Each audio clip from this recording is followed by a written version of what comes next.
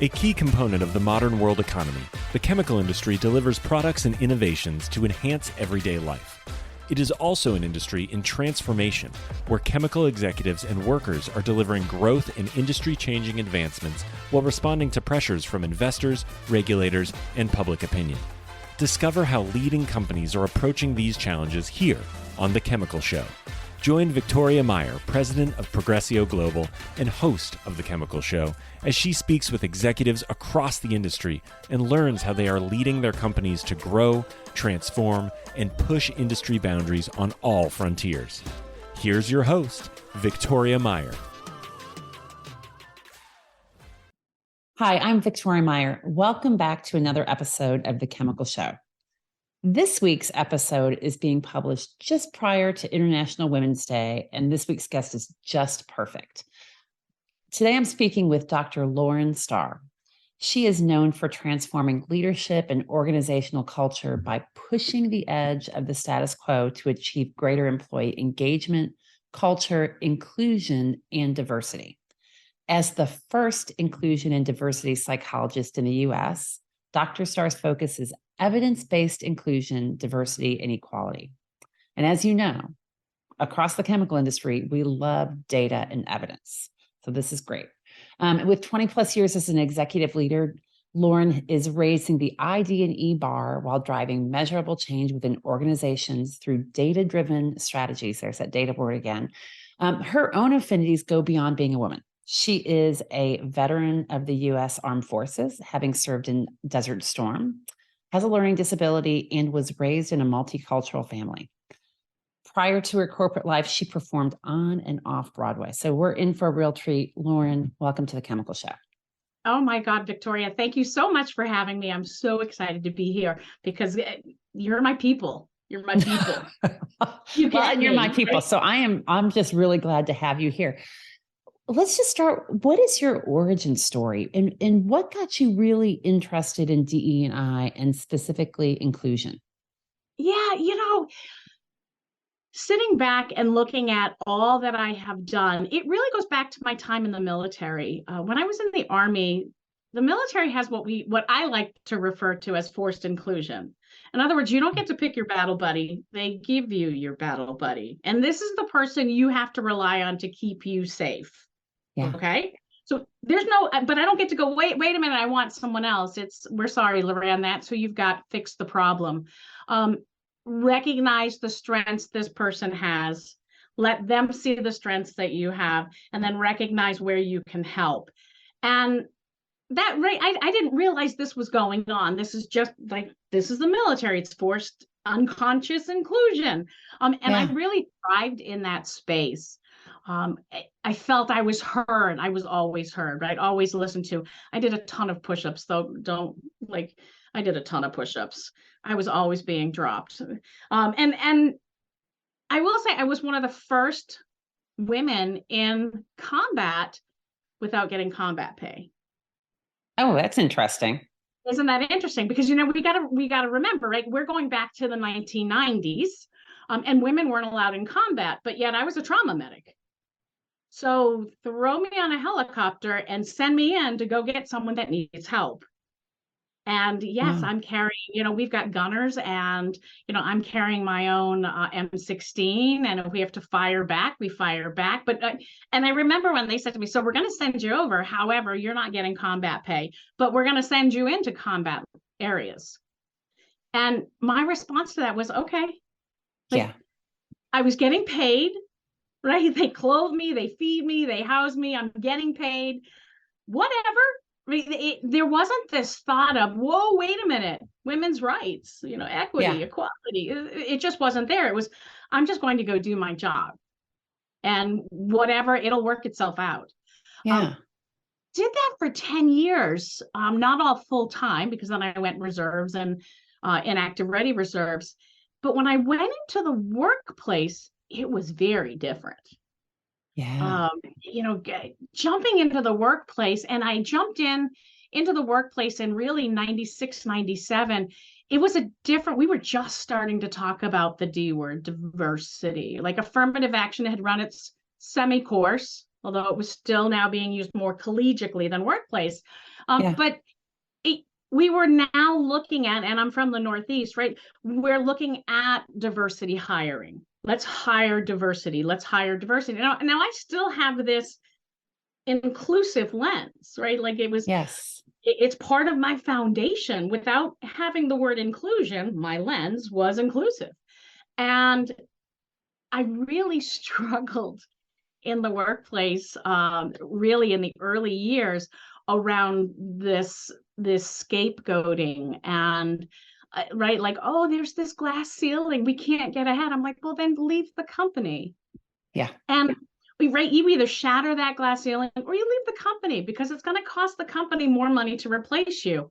I don't think that's rocket science, but apparently it is, because Well, a lot of women were like, oh, I'd never get another job. I'm like, yeah, you would. Like, what are you talking about?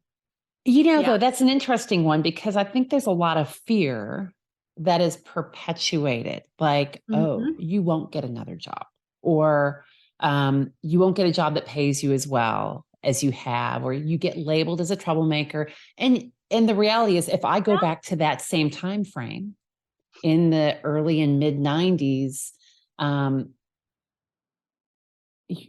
I know some things that happened that to myself. I know some things that happened to my friends, Yep. professionals in the Professionals. chemical Absolutely. industry Oh, absolutely.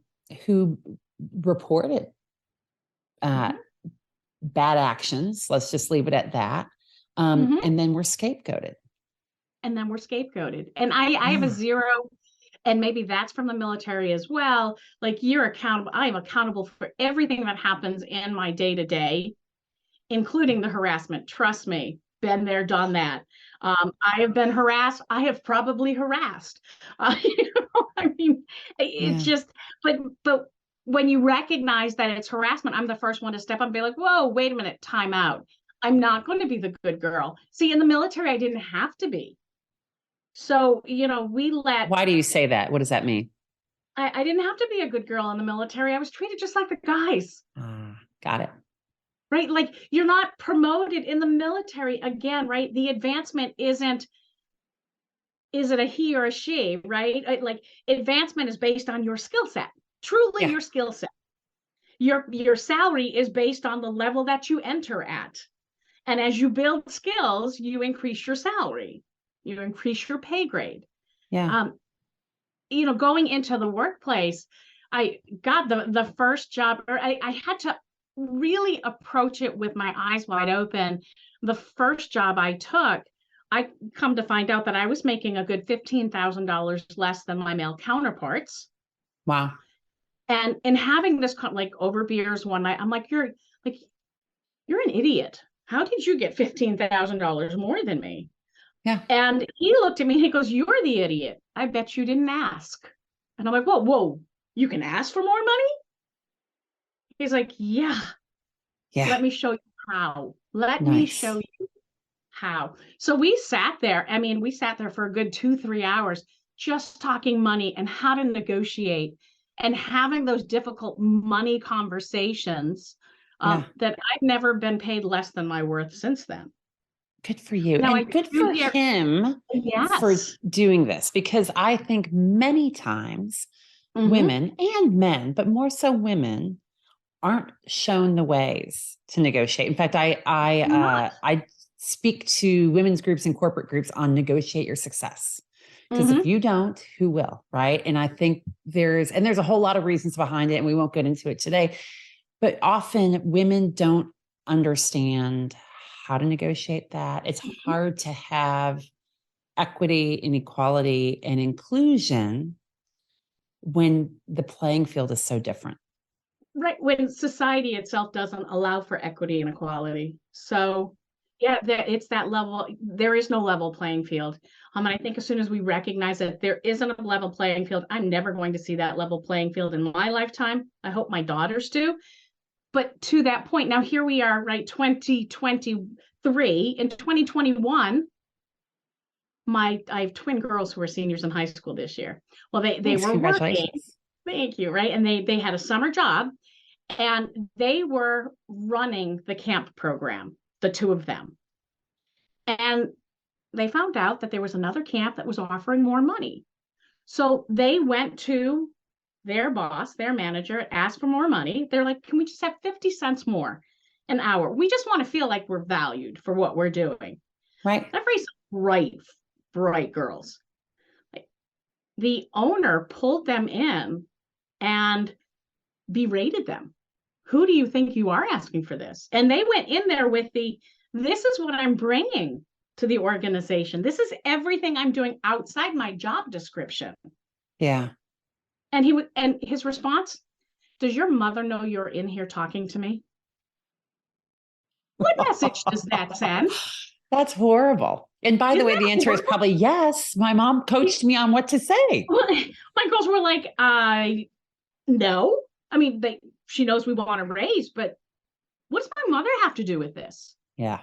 And when push came to shove, I was never so proud of my girls. When push came to shove and he was like, I want you to think about this. Is that 50 cents worth your jobs? Both my girls told him, yeah, have fun. Good luck. Good luck. Good for them. Go find another job because there's other jobs out there. And then he called me. She's just like, where am I? Is this the 40s or 30s? Yeah. So it's still there. Absolutely. But I think what we need to do is just we need to be teaching each other how to negotiate. Yeah, from absolutely. That skills lens. So that's what I learned from there. Did my time in corporate, and then really as DE&I was becoming more and more prevalent, that's when the light bulb went off and I went, oh, this is what I'm missing. This is organizations are missing that forced inclusion. Yeah. That's what we're missing. Like I have phenomenal communication skills and problem solving skills because of the military, because of the diversity that the military provided. And everybody was heard sitting at that table when we were talking out projects or approaches or anything that we were doing. We talked it out as a group. And I don't know, I had no glasses, right? There wasn't that rose glass. There wasn't, it was and that's not the history of the military. So this was the time that I was in. So I just want the listeners to know that, trust me, the military has made a ton of mistakes around diversity. So what's the light? So you had this light bulb around diversity and inclusion in a corporate environment. Yeah. So first of all, maybe how do you differentiate between the two? Because I think we've been having this conversation. The industry, companies have been having this conversation for a long time, and we still struggle. So how do we distinguish between diversity and inclusion? And does one matter more than the other? Yeah, I think that's where we're starting to get it wrong. Not starting. Okay. This is where we've gotten it wrong. So diversity, right? I love the word level set. We're going to level set you right here. Diversity is how we measure different affinity groups in an organization. That's it. So metrics. It's a number. Yeah, we like numbers. We can measure that. They're tangible. We can measure it. Numbers are really good. If I open up a bag of Skittles and I've got red, yellow, green, blue, purple, I can count how many of each color I have. That's diversity. That's it. When we separate those groups out. Okay. Inclusion is when we take all those Skittles, dump them back in the bag, shake the bag up, and eat a yellow, a green, and an orange together. You get a whole new flavor in your mouth. I use Skittles instead of M&Ms because the orange is lemon, the green is lime, and the yellow is lemon, the green is lime, and the orange is orange. Yeah. You get a whole new flavor. That's inclusion. When your employees can come into the workplace and share their ideas and be heard and listened to. When employees feel they're valued and they're able to contribute to the organization's goals, that's inclusion. That's inclusion. Now, I think where we went wrong, Victoria, right now, let's get back to the data. Yeah. Where we went wrong is we've been selling organizations. I use the word we in the royal sense. We've been selling all of the benefits of diversity are actually benefits of inclusion. They're not benefits of diversity. Okay, so Right? say more about that. So, Yeah. because I think because we all look at the benefit case, right? We all look at the business case. Show me the business case. Yeah. So what's the business case? What's the business case for inclusion, and why is it not the business case for diversity? Right. So in all of the studies where the business cases argued for for diversity, in all of the studies where the business cases argued for diversity, there was one inclusion exclusion criteria. All companies that were looked at had to have an inclusive organizational culture.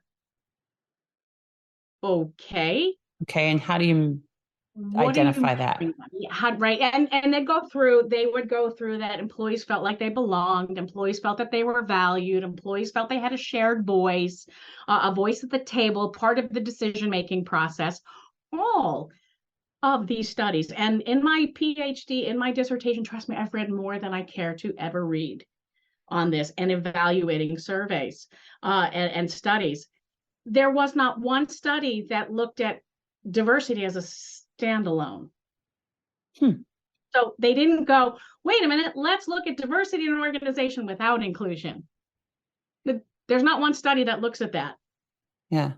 So what they were measuring actually are outcomes of inclusion, because then when we look at inclusion, we see the exact same results without diversity. I'm going to say that again. When we look at studies that focus in on inclusion, their data results are the same as if they were focusing in on diversity. The outcomes are the same. So what you were measuring truly was inclusion. Got it. So the benefit of the business case for diversity is that you'll have different perspectives, right? Different thought processes. That's the benefit of diversity. That is the only benefit of diversity.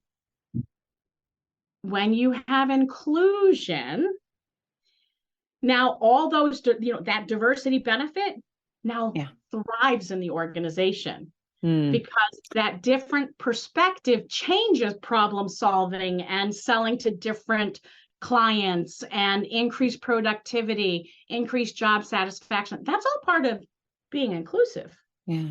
So how do we identify inclusive companies or inclusive cultures? Because it feels hard to measure, right? I can measure diversity because you're a different gender, your skin color is different, you're a different ethnicity, et cetera. Those are very identifiable things for me to measure. How do companies measure inclusion and know if they're doing it right or not? Yeah. So when I go into an organization, or when I've gone into an organization in the past, to measure inclusion, the first thing I look at is retention data. What's your turnover numbers look like? Because here's what we know. When inclusion is not present, you will have a revolving door, especially around those that are marginalized or strong diversity, people of color, gender, sexual orientation, gender identity. Those people will not stay. They leave. So I look at retention data, and I don't look at retention data month to month from my HR people. I look at retention data from my year lens. So how many people in the year left compared to what is your workplace size? Yeah. That, believe it or not, tells me how inclusive an organization is right out of the gate. I also look at sick days. You don't think it's just about money? I feel like there's a certain time and certain populations, and I say populations just in the sense of the type of workplace that they're in. I know certainly over the last couple of years, we've talked about how hard it is to retain employees, to hire employees, that there's just been a churn as a result of the pandemic and all the changes that came about. Do you still think that's a diverse or an inclusion issue? Or Absolutely. Because in looking at organizations that are strongly inclusive, right, have a real strong inclusive culture, they're not feeling the hit. Yeah. Do you have any They're sitting examples down that you're able to share? So yeah, when we look at Amplifol, right, they're not feeling the hit. I've got another company up here who I can't say their name, but they are a chemical company in New Hampshire. They're not inclusive. They can't attract and keep their people. They have what I call the revolving door because they're focused on, they're like, Lauran, we want more diversity. I'm like, well, I can't help you there. You're in New Hampshire. Let's talk about inclusion. Build that inclusive workplace. And then from there, you will thrive. Right. Your Which people will applies, and stay. inclusion applies to, it goes beyond demographics, right? Because it's also so just much more. Yeah. It's the whole composition of the workforce, feeling Yes. as if they You matter, belong. they contribute, their point of view is heard, their Mhm. efforts are recognized, et cetera. Yep. I also like to shake out traditionalists and Generation Xers, the older generational Xers, right? Yep. If they're leaving, it's not so much a culture issue. It's they might be retiring, they might be becoming entrepreneurs because that's the age group that we are seeing. Looking at numbers, that's the age group we see leaving to become entrepreneurs or to retire or to really start a whole new career plan, right? Right. The rest stay. They don't care if it's inclusive or not because they are going to retire in the next 5 to 10 years. Millennials, if it's not inclusive, they are not staying. Does inclusion mean something different to millennials than it does to Gen X or Gen but Y, I think or whoever we've got? Yeah, and we hear, and I think we're going to see, I don't think, we're going to see the same thing from Gen Zs, from my kids, because I raised my kids, and I talk a lot about how it's important that you work for an organization that's inclusive, and what does it look like? Millennials are so entitled. They're not. They were raised by Gen Xers that were sick and tired of working 90 hours a week and not feeling valued. So they are much more sensitive to that inclusive feel. They've also had a lot more exposure to it because you got to remember, millennials are our team generation where they all played sports teams. I don't care. Yes. Some of them got medals that they probably didn't deserve. Don't care. Moving on from that, they are used to that inclusive feeling. So now we send them out into the workplace that is focused on diversity, not inclusion. They get in there, and then within 3 months, we see the millennials going, "I'm out of here. This is not what I want, and I'll find another job," because it is still a job market. Yes, it is. Which is nice. Yes, it is. It's nice for those that are not feeling included and looking for that next role. And I think organizations need to wake up and recognize that it's a culture issue. It's not that, right? We know from the research, people leave because of culture first, and then their leaders next. Pay is number 7 on that list as to why people leave. So back to measuring inclusion, we take a look at any survey data that you've done, engagement surveys. Are you measuring inclusion, right? Do I feel heard? Do I trust my managers or my leadership team? Am I part of the decision-making process? We can grab that data and look at that data. Then I look at leadership bench strength. What does that look like? Yeah, what does your succession planning look like? What does your bench strength look like? And if you're, I don't care what industry, and if you're not building your succession planning, if you're not building your leadership bench strength, you are going to be caught with your pants down because we have more leaders leaving organizations than we have talent. Yeah.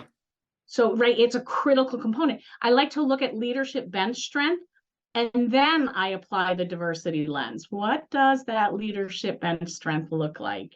Does the leadership bench strength look the same as the overall employee talent pool? Right? Do those diversity numbers work? If they do, there's inclusion. If they don't, if your leadership bench strength is predominantly male or white, or female and white, because I've seen that as well, right? So don't think that Sure. it's just a male, right? I've seen companies that'll have a bench strength of all women, and I'm like, what about the men? Right. Like, there's a huge perspective you're missing there. Right. So we look at that leadership bench strength. How strong is it? How diversified is it?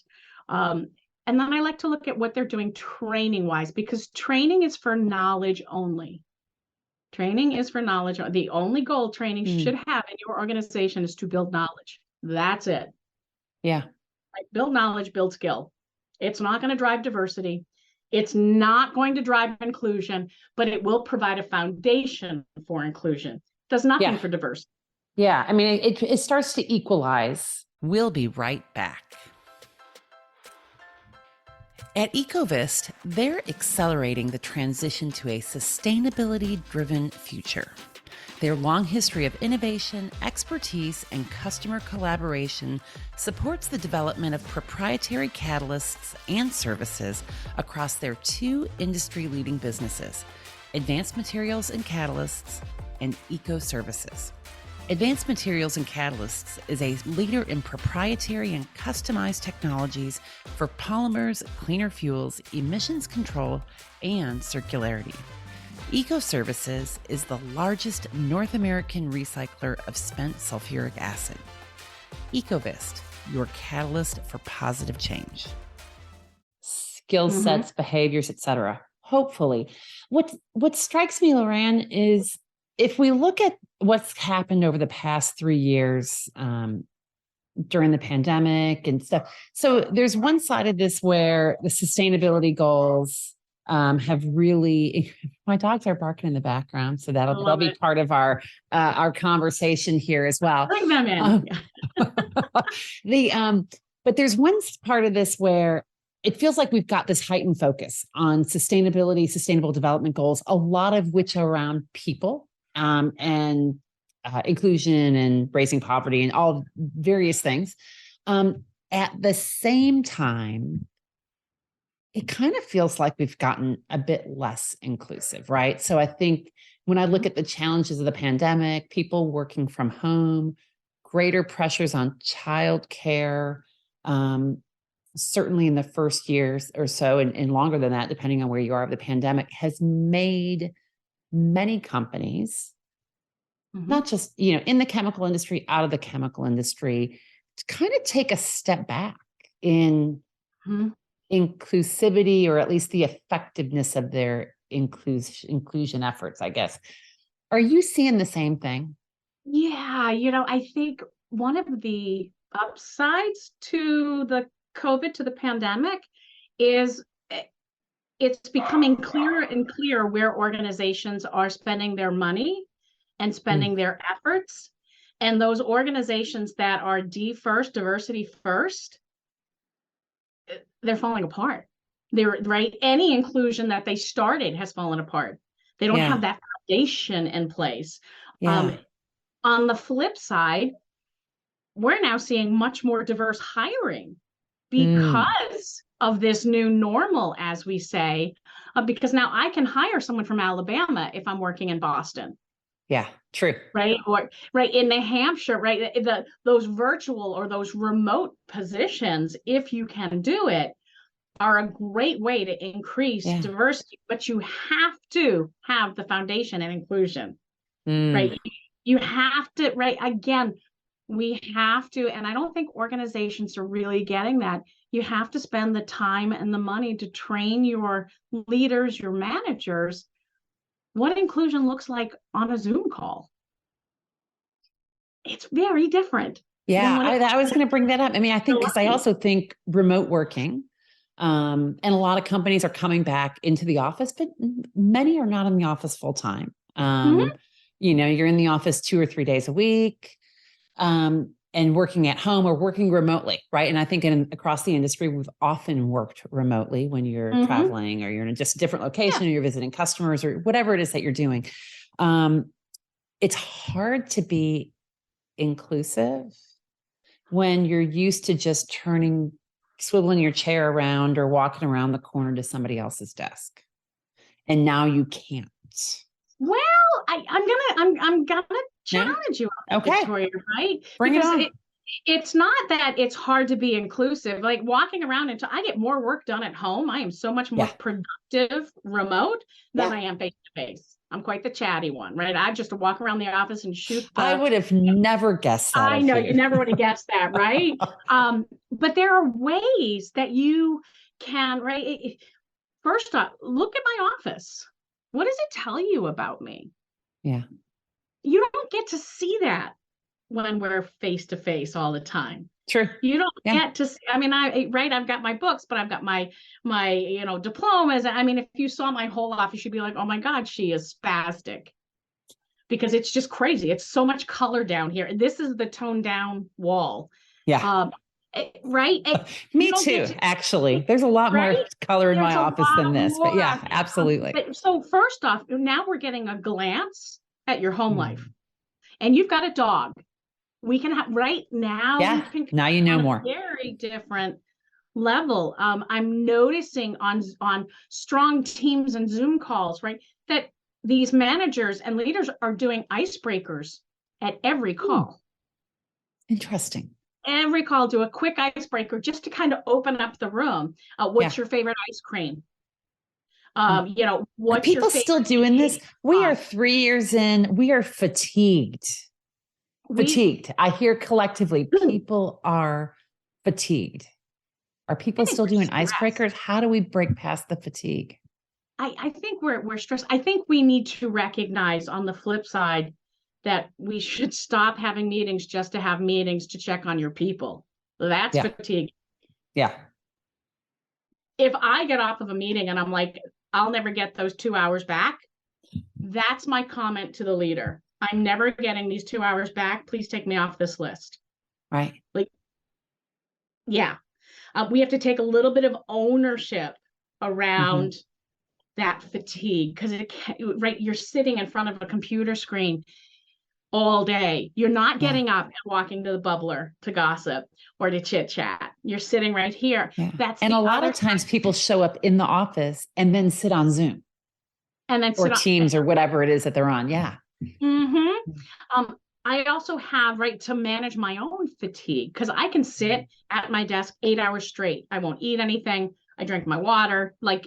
I log in, and that I have to put on my phone reminders every hour to get up and walk around for 10 minutes.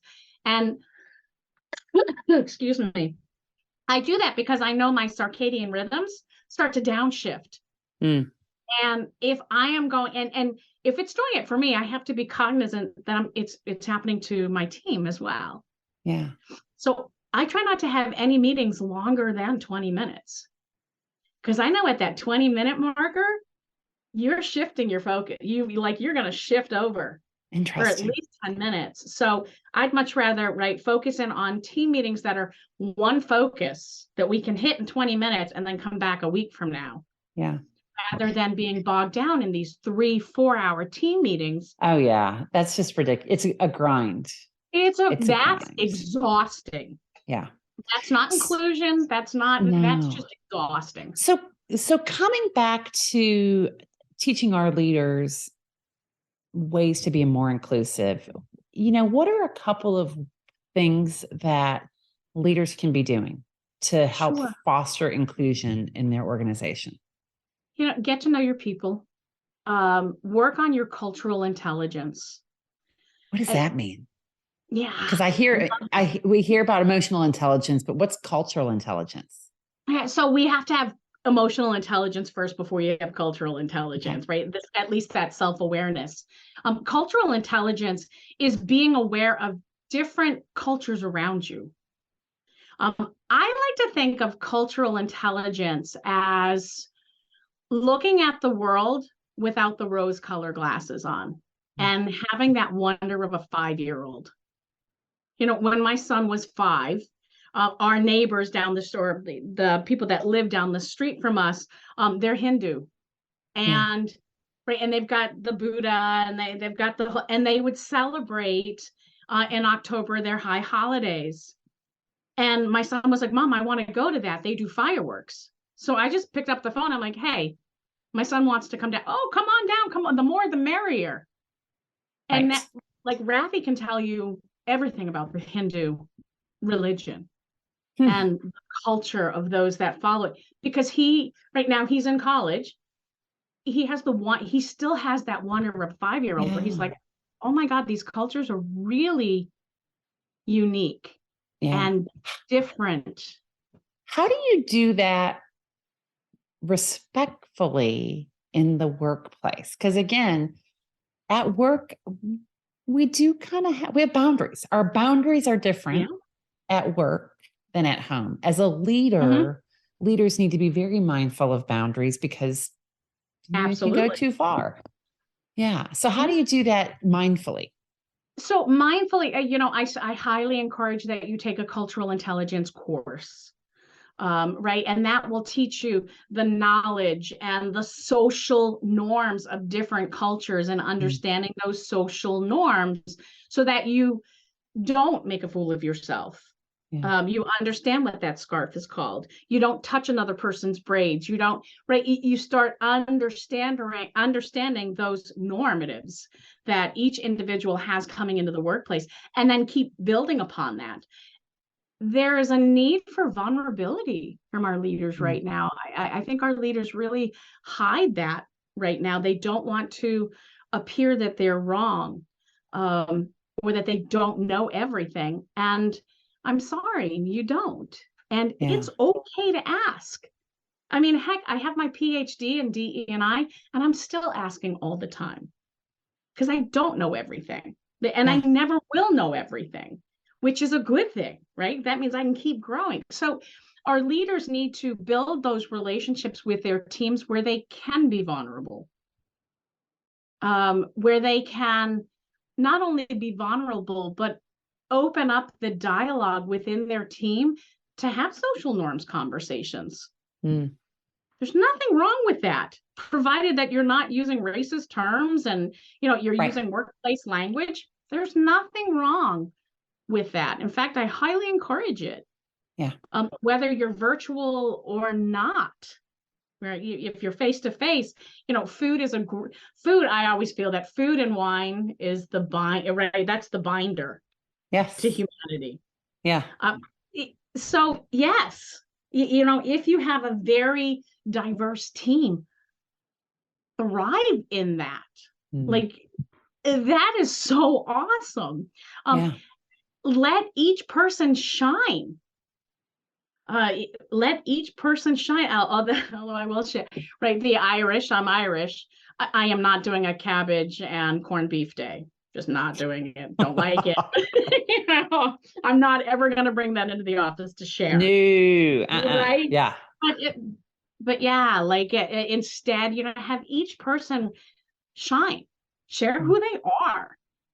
Yeah. Yes, and you do, as you said, there's boundaries. So you have to set those boundaries up for your team, right? That's the reminder of we don't want to overshare. Right. We want to share what's appropriate in the workplace. Yeah. Interesting.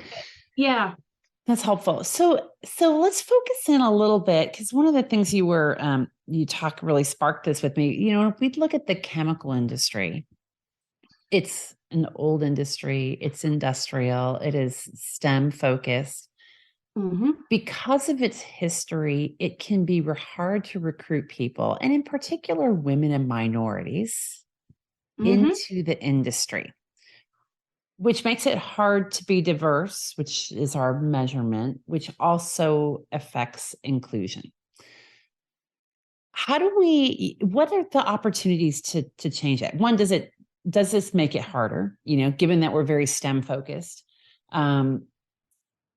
And how do we create inclusion more effectively in the industry and bringing more diversity into the industry? What do you observe with what you see and what your clients see?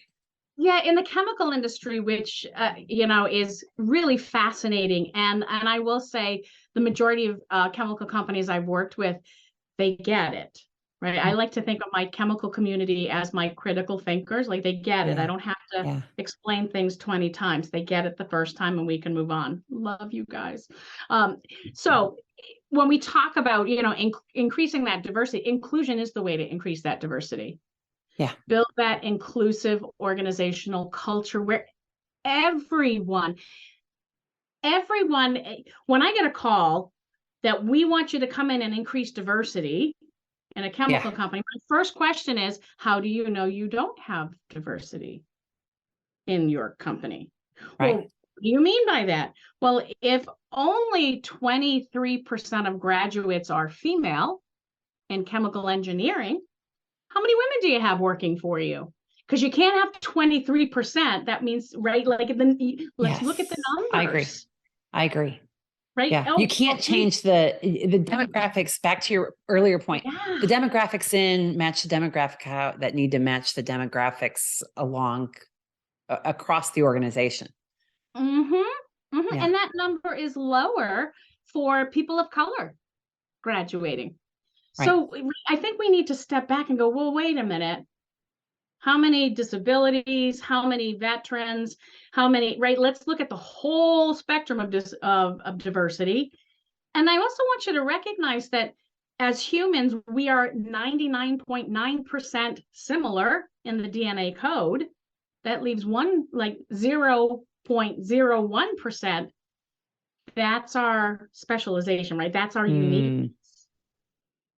And I am diverse from you, Victoria. We have different eye colors. Yeah. We live in different areas. We had different childhoods, right? So we already have some of that diversity.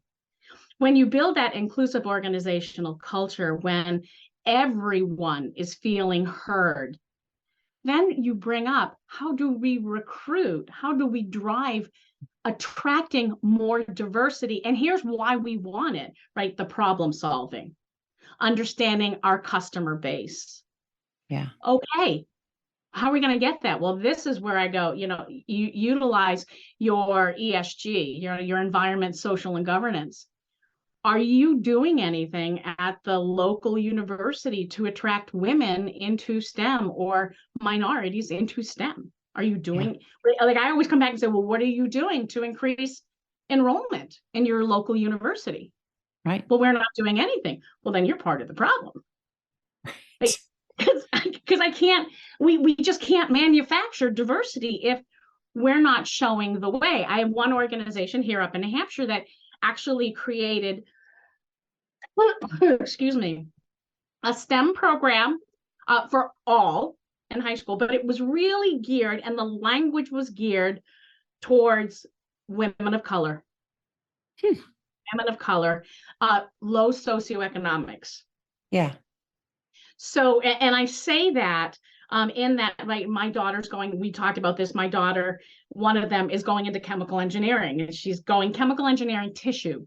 So it's really cool. It's no longer, your industry's changing. It's no longer just chemicals. Like that's awesome. Chemicals.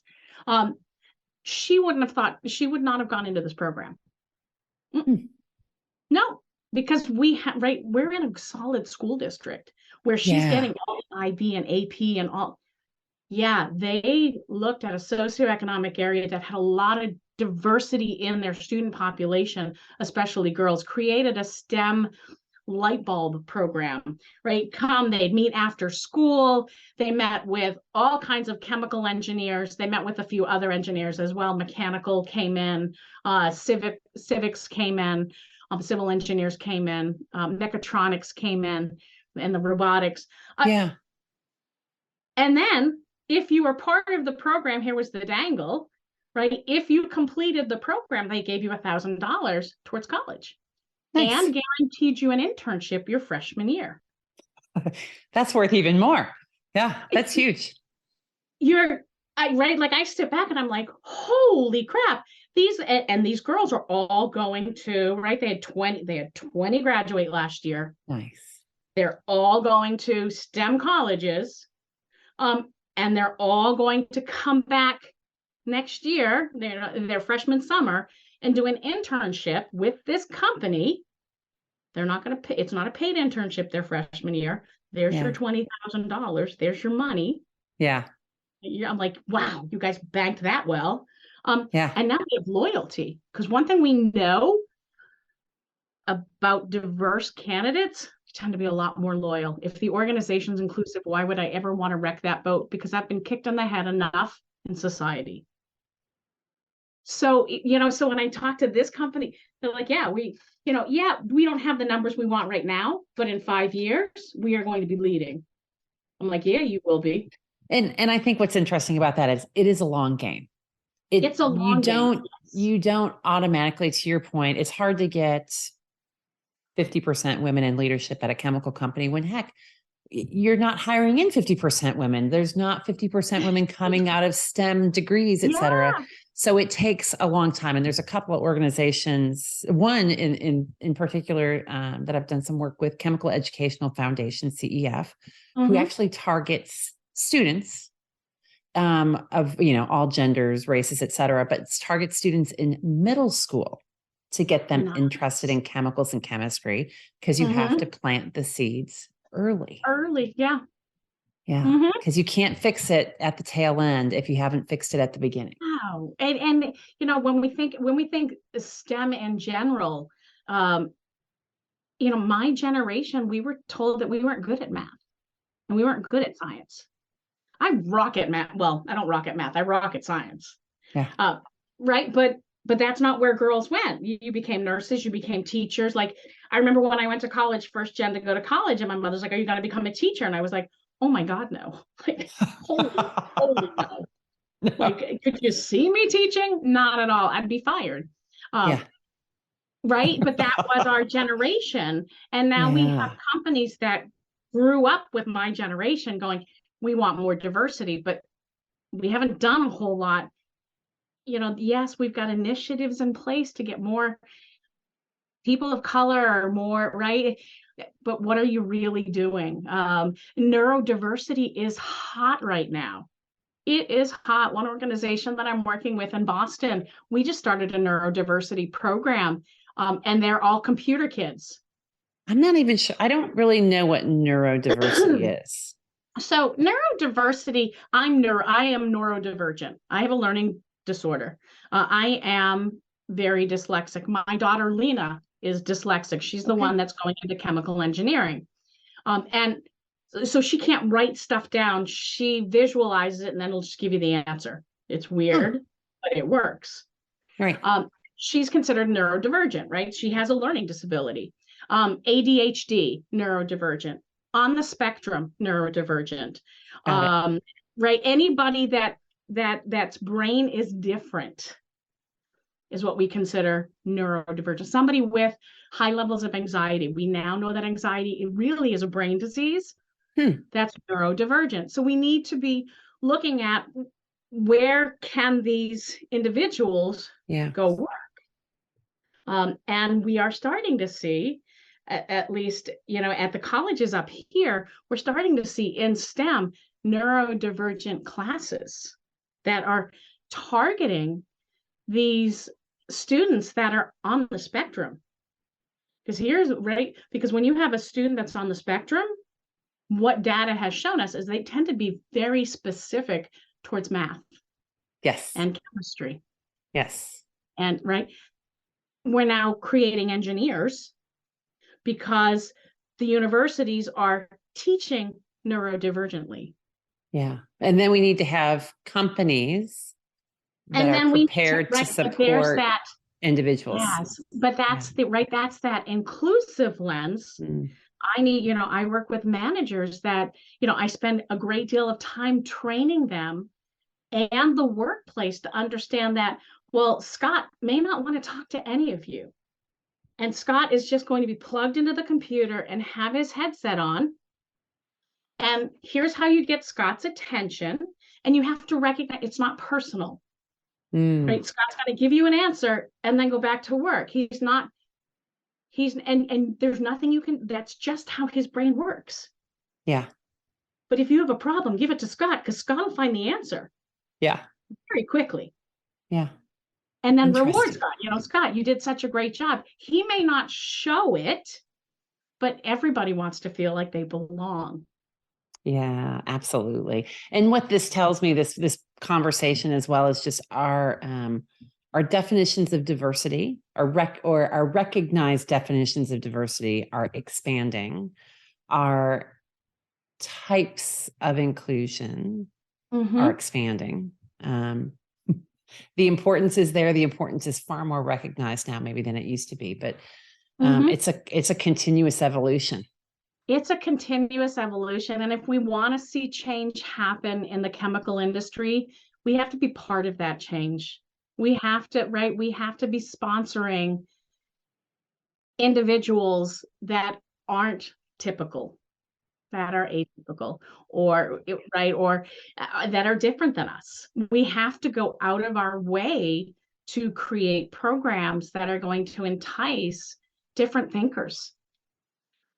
Because in the 80s and 90s, we were fine with this linear thinking, but we are now in a globalized business frame.